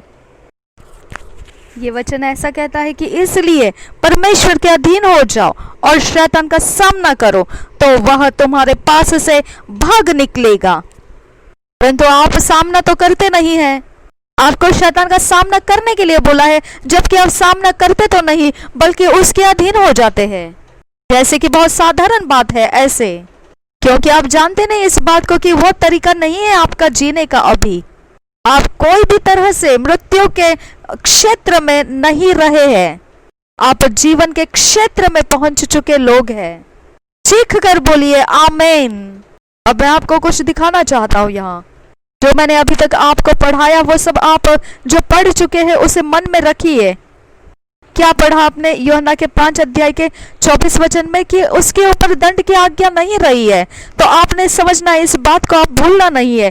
दंड की आज्ञा आपके ऊपर नहीं है, आप मृत्यु से पार हो चुके हैं, जीवन में प्रवेश कर चुके हैं। इस बात को अभी आपने भूलना नहीं है, आपके मन में इसे बिठा लेना है। और अभी हम जाएंगे रोमियो की पत्री 8 अध्याय में, पहले से दूसरे वचन तक हम पढ़ेंगे। अब ध्यान दीजिए यहाँ पर क्या लिखा है।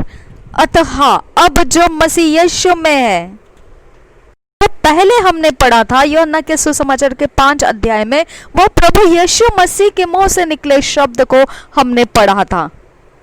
अभी जो हम पढ़ रहे हैं उसके बाद वाले समय का ये एक वचन है, वो समय जिसके अंदर कलीसिया शुरू हो चुकी थी। प्रभु यीशु मसीह स्वर्ग के ऊपर उठा लिया गया था। पौलुस जो है वो रोमियो के अंदर जो मसीही लोग रह रहे थे उसके लिए लिख रहा था। उसने प्रभु यीशु मसीह के शब्दों को गहराई से अपने अंदर पकड़ लिया था, और वो आधार के ऊपर वो अब वचन लिख रहा है कि इंग्लिश में ऐसा लिखा है, there is therefore now no condemnation. अब यहाँ पर हिंदी में ऐसा लिखा है कि अतः अब जो मसीह यीशु में है उन पर दंड की आज्ञा नहीं। देखिए, आपको गौर करना है इस बात के ऊपर। यहाँ इंग्लिश में यह वचन इस तरह से लिखा है, there is therefore now no condemnation to them which are in Christ Jesus who walk not after the flesh but after the spirit. Hindi में यही वचन इस तरह से लिखा है, अतः अब जो मसीह यीशु में है उन पर दंड की आज्ञा नहीं है। दंड खत्म हो चुका है, दंड की आज्ञा खत्म है हमारे ऊपर। जो मसीह में है अभी दंड की आज्ञा नहीं है। इसका कारण क्या है?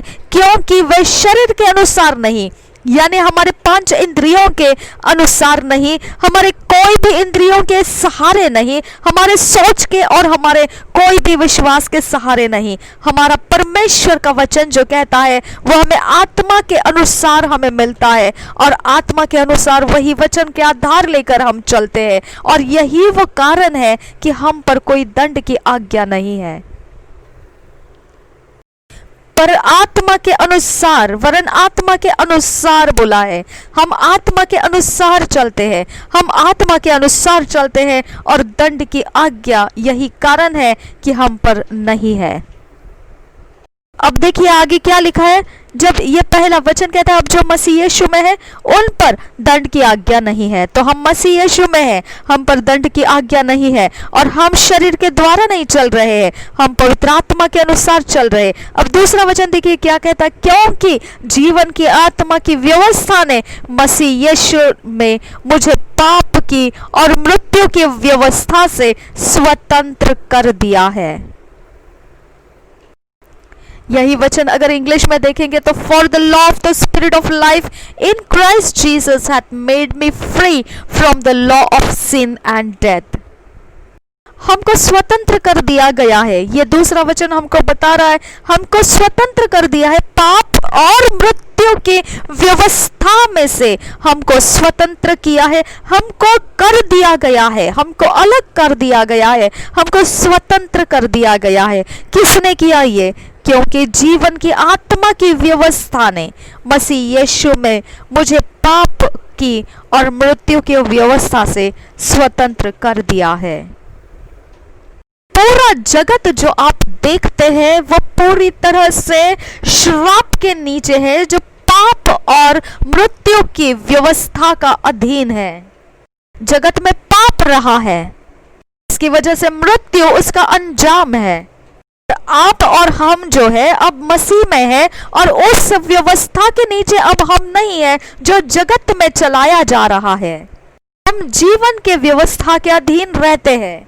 इसका कारण क्या है? हम मृत्यु से पार हो चुके हैं और मृत्यु के पार होकर हमने जीवन में प्रवेश कर लिया है। जो जीवन का क्षेत्र है उसके अंदर नियंत्रण केवल जीवन का ज्योत जो है, वही उजियाला जो है, वही नियंत्रण करता है। हम जो जीते हैं इस जीवन में, वह जीवन की व्यवस्था में से हम जीते हैं। आप चीख कर कहेंगे आमेन। मैं जो जीवन चलता हूं वो जीवन की व्यवस्था में से चलता हूं।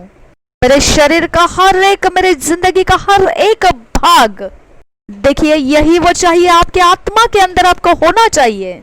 ये आत्मा के अंदर आपने ग्रहण करके फिर आपके मन में आपने इन सारे बातों को सोचना चाहिए, मनन करना चाहिए और इतना भरपूर हो जाना है। आपने इन सारी सोचों के अंदर इतना मगन हो जाना, इतना भर जाना है, वही आपका शरीर में आपको कार्यशील होता हुआ पाएंगे आप, और वही आप दिखेंगे प्रकट होते हुए, प्रदर्शित रूप में आप सामने दिखाई देंगे, यही रूप जो आपने मनन किया है। हालेलुया। तो देखिए, जब आपका अगर कोई सर दर्द होता है तो आप ये मत भूलिए कि मुझे सर दर्द है। इसका कारण क्या है? क्योंकि हमारे पास कोई ऐसा सर दर्द है नहीं। हमारे पास जो है वो अनंत जीवन है। अनंत जीवन तुम्हारा है ऐसा कहा गया है पवित्र वचन में। सर दर्द तुम्हारा है ऐसा नहीं कहा है। तो सर दर्द तुम्हारा नहीं है, उसे आप ऐसा नहीं कहना है कि मेरा सर दर्द है। अब हम जीवन के क्षेत्र में है और वहां पर कोई सर दर्द नहीं रहता है। अगर हमको ये महसूस होता है कोई दर्द, तो हमने उसका सामना करना है, उसे डांटना और बोलना है कि तुझे निकल जाना है। आमेन, आमेन, आमेन। और ये जो है दर्द वो समझता है। आपने इसे यीशु मसीह के बातों से सुना है कि यीशु मसीह बहरे को कान को बोला और वो सुनने लगा। तो आपने मुर्दों को बोलते हुए यीशु मसीह को सुना, देखा है और आपने पढ़ा है, और आपको ये बोलना है। ये सारे दर्द, ये जो कुछ भी आपके जीवन में उठता है, आपको मालूम पड़ता है, आपने उसे डांटना है, बोलना है, सामना करना है, और वो आपसे भाग जाता है, दूर निकल जाता है। क्योंकि आपके अंदर जो है जीवन है और आप जो नियंत्रित किए जाते हैं वो जीवन की व्यवस्था से नियंत्रित किए जाते हैं। तो आपके शब्द नियंत्रण करने वाला जो है वो उजियाला है, और उजियाले के सामने अंधकार रुक नहीं सकता है। तो उजियाला का नियंत्रण बड़े जोर वाला है, और वो आप जब बोलते हैं तो अंधेरे को वहां सुनना पड़ता है और वहां से भाग जाना पड़ता है। आत्मा के जगत के अंदर जो जीवन है वो जीवन ही नियंत्रित करता है। वही व्यवस्था, जो जीवन की व्यवस्था है, वही सब कुछ नियंत्रित करता है। तो अब जो कुछ भी आप करते हैं जीवन के व्यवस्था में से करते हैं, और जीवन का ही नियंत्रण आपके ऊपर रहता है। आपके बातों के ऊपर, आपके हलचल के अंदर, आपके सारे सोचों के अंदर जीवन ही नियंत्रित करता है। यही है वो जो आपके आत्मा में भरा हुआ है। और अगर आपके आत्मा में है, ये ग्रहण किया गया है आत्मा के अंदर, तो इसको मनन करना आपके मन में हो जाता है, होता है और करना है आपको। ये आपके प्राण को इस मनन से इतना भरपूर भिगो दीजिए, इतना भर दीजिए, वो इतना उभर उभर कर ये सारी बातों के ऊपर मनन हो जाए आपका प्राण, कि आपका शरीर केवल वही जिएगा जो आपका प्राण उसे देता हुआ चलेगा। हम जीवन के क्षेत्र में है, इसीलिए आप इस प्रकार की बातें कभी नहीं बोलना है जो आपके ऊपर कोई प्रकार की परेशानियां है या दुख है या दर्द है। आप उसके क्षेत्र में नहीं है, तो आप जिस क्षेत्र में है उसके अंदर जो बातें आपकी नहीं है वो नहीं है ही कहना है। आपको उसे ये नहीं कहना है कि ये दुख मेरा है या ये दर्द मेरा है या मेरा सर दर्द है या मेरा ये परेशानी है। आप ये नहीं कहना है। अगर आपको महसूस हुआ तो आपने उसको डांटना है, फटकारना है, और आपने उसको धिक्कारना है और उसे भगा देना है, उसका सामना करना है और उसे भगा देना है। और ये आपका जीवन का व्यवस्था आपसे कराता है। और आपने उससे बोलना है, निकल जाओ। ये उजियाला हमें समझाने के लिए बोलता है, ये समझने के लिए बोलता है। हमने इसे समझना है, ये जीवन है जो हमने प्राप्त किया है।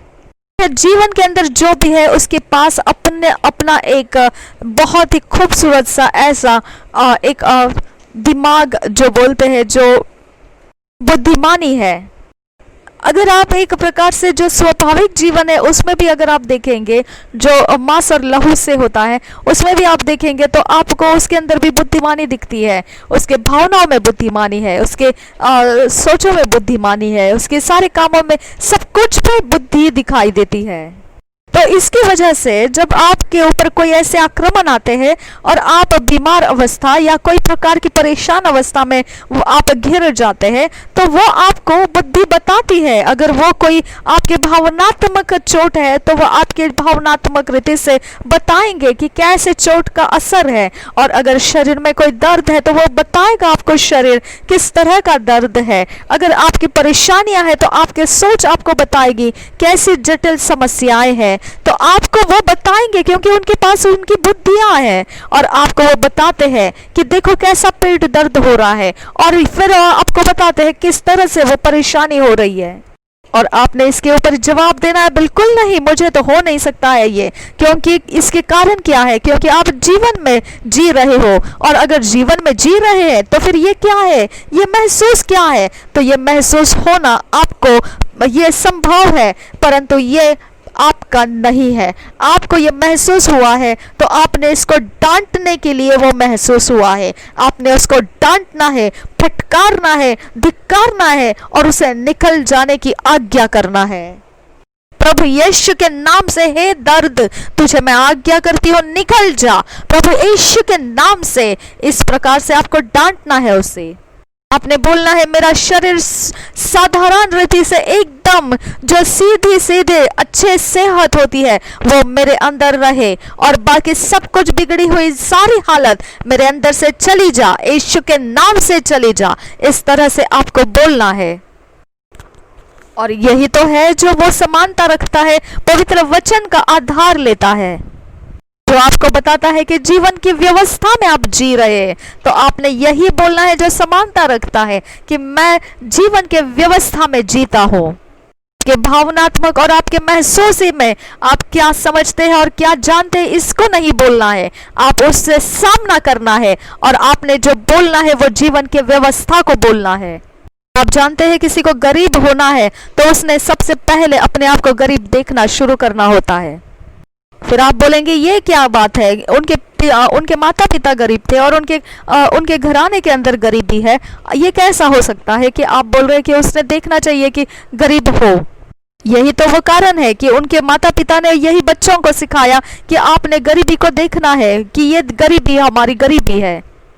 क्योंकि जब वो बच्चे थे तो उनको पता नहीं था गरीबी का मतलब क्या है। उनके माता पिताओं ने उनको ये महसूस करा के दिया गरीबी क्या होती है, और उनको वो सिखाया कि गरीबी को देखे। माता पिता कहते हैं कि हमारे पास कोई पैसा नहीं है, और इस प्रकार से गरीबी को वो दिखाते हैं बच्चों को। कहते हैं कि देखो वो रास्ते के किनारे जो घर लगा हुआ है वो बहुत अमीर है और हम जो है बहुत ही गरीब है। जब छोटा बच्चा इस बात को सुनता हुआ बढ़ता है तो वही वो याद रखता है और देखता है। वो खुद गरीब है और वो सामने वाले जो लोग हैं वो बहुत ही अमीर है, और जो किनारे लगे हुए घर थे वो बहुत अमीर है। ऐसे ही वो सोचते रहते हैं और वो ये भेदभाव को रखते हुए चलते हैं कि वो लोग बहुत अमीर है और हम लोग बहुत गरीब है। बस इसी तरह की भेदभाव में वो चलते रहते हैं। वही उनके जिंदगी में वो देखते हैं और वही सुनते हैं और वही वो जीते हैं और वही वो बन जाते हैं फिर। परंतु आपने ऐसा नहीं करना है, क्योंकि आपके पास जीवन है, आप जीवन में है, जीवन आपका है। तो जीवन में कोई गरीब नहीं रहता है। तो आपने इनकार करना है ऐसे बोलना कि मैं गरीब हूं और बाकी सब अमीर है। ऐसा बोलना आपने इनकार करना है। सामना करो उस बात का और उसे नफरत करो और उसे धिक्कारो और उसे धकेल दो और आज्ञा करो, निकल जाओ यीशु के नाम से। देखो, प्रभु यीशु मसीह में एक जीवन का तरीका है और जिसे कहा गया है बहुत ही ऊंचे दर्जे का तरीका, जीवन। ऊंचे दर्जे का जीवन है प्रभु यीशु मसीह में। तो देखिए, आपको ऊंची आवाज में बोलना है आमेन, क्योंकि आप ऊंचे दर्जे वाले जीवन में आ चुके हैं। आमेन, आमेन, आमेन। और ये एक ऐसी खूबसूरत बात है जो चंगाई से भी ज्यादा बड़ी बात है ये, क्योंकि ये हकीकत है, ये सच्चाई है। ये दूसरी सच्चाई मैंने आपके सामने लाया है कि हमारे पास हमारा है अनंत जीवन। अनंत जीवन हमारा है, अनंत जीवन हमारा है। हमारा सब कुछ बदल देता है ये सच्चाई जब हम समझते हैं। हम ये पाने के लिए प्रार्थना नहीं करते और ना ही आशा रखते हैं कि हमें अनंत काल का जीवन मिले। ये हम में है, ये हमारा है। ये विश्वास हमारे अंदर, ये समझ हमारे अंदर आ जाती है इस सच्चाई में से।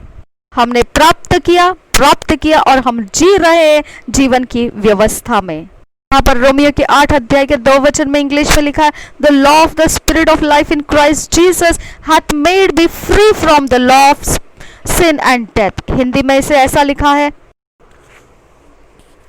हिंदी में ये वचन इस तरह से लिखा है, क्योंकि जीवन की आत्मा की व्यवस्था ने मसीह यीशु में मुझे पाप की और मृत्यु की व्यवस्था से स्वतंत्र कर दिया।